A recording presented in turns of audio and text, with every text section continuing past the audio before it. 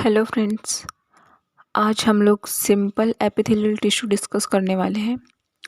और सबसे पहले तो मैं सॉरी कहना चाहूँगी कि वीडियो बहुत ज़्यादा लेट हो चुका है। तो सबसे पहले हम लोग जानेंगे एपिथेलियल टिश्यू, है ना। एपिथेलियल टिश्यू के जो रचना के आधार पर थे 5 भागों के बारे में 5 भागों में डिवाइड था सिंपल एपिथेलियल।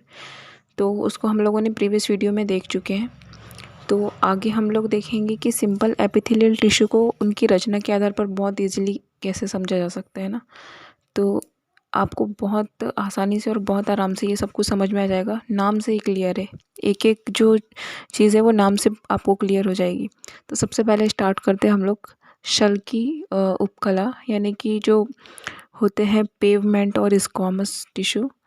तो इनकी जो बेसिक जो संरचना होती है या बेसिक स्ट्रक्चर जो होता है वो जो पांचों होते हैं टिश्यू, है ना, पांचों टाइप के जितने भी हैं उनमें बेसमेंट मेम्ब्रेन और कनेक्टिव टिश्यू, इन दोनों की जो बेसिक जो स्ट्रक्चर होगी वो सेम होगी। तो जो स्क्वामस सल्क आपने देखा, जैसे मछलियों में जो शल्क लगे होते हैं ऊपर, उस टाइप की संरचना होती है।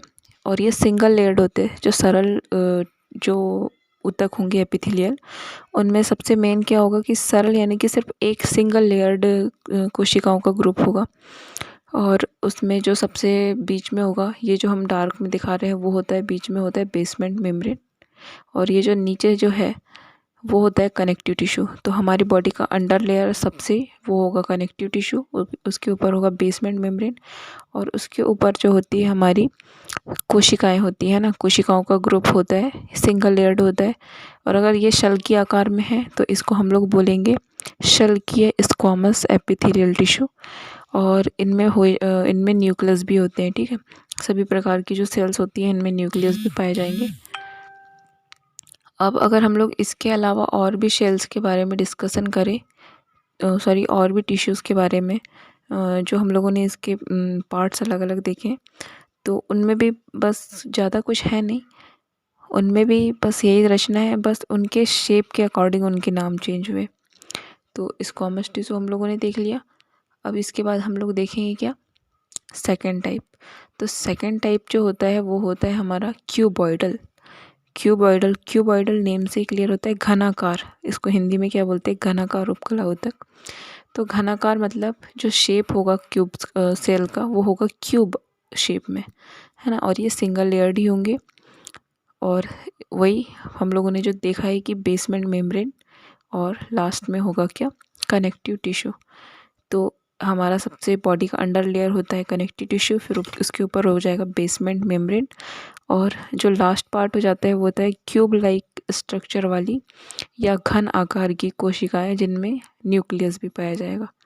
तो इस तरीके से हम लोगों ने समझ लिया कि क्यूबॉइडल टिश्यू बहुत ज़्यादा हार्ड नहीं है, समझ में आ गया होगा मेरे ख्याल से आपको कि घनाकार जो होते हैं उसमें जो शेल्स होंगी वो घनाकार की होंगी। इसी तरीके से थर्ड टाइप देखते हैं हम लोग, स्तंभाकार उपकला ऊतक।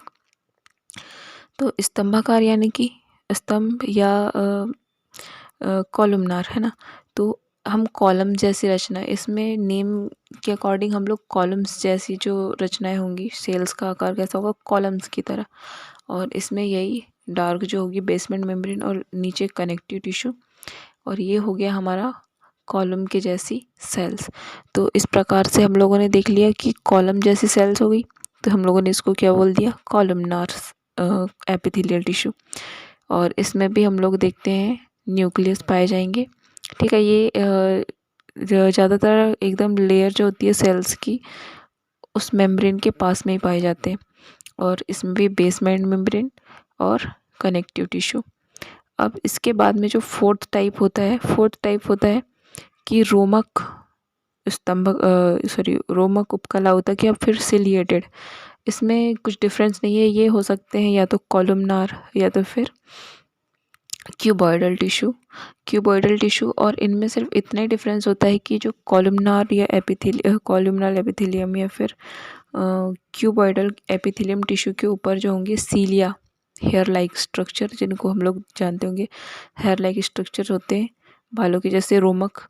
इन लोगों अगर ये क्यूबॉइडल सेल के ऊपर या फिर कॉलमनार सेल के ऊपर अगर पाए जाते हैं तो ऐसी जो सेल्स या ऐसे जो टिश्यू होते हैं उन लोगों को हम लोग बोलते हैं रोमक उपकला ऊतक या फिर सिलिएटेड एपिथेलियम।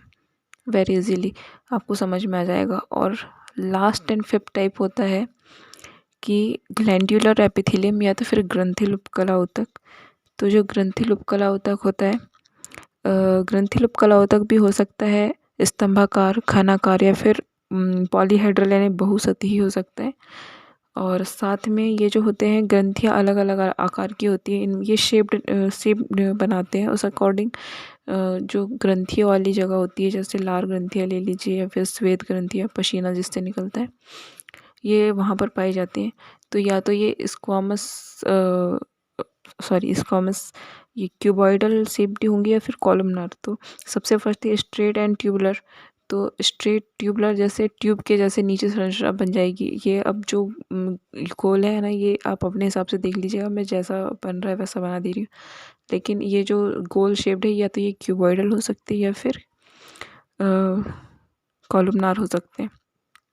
फर्स्ट हो जाती है स्ट्रेट एंड ट्यूबुलर, सेकंड जो है कॉइल्ड है, कॉइल के जैसा, और थर्ड हो जाएगी ट्यूबुलरी, लेकिन ये हो जाएगी ब्रांच्ड में, जो ट्यूब्स हैं वो ब्रांच्ड पाए जाएंगे।